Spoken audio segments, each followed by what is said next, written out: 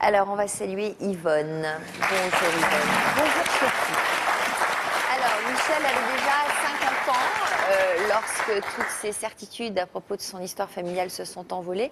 Qu'est-ce qui est particulier dans ce cas de figure ?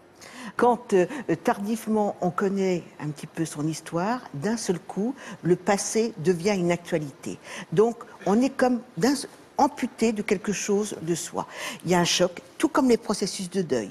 Il y a le choc, le déni, parce que vous dites « je ne pouvais pas le croire », la colère, et un petit peu ensuite la quête obsessionnelle de qui est ce père biologique. Donc, à chaque fois que vous voyez un élément, je suis sûre que vous êtes là, mais où est-il ce père ? D'où est-ce que je viens ? Qui est-il ?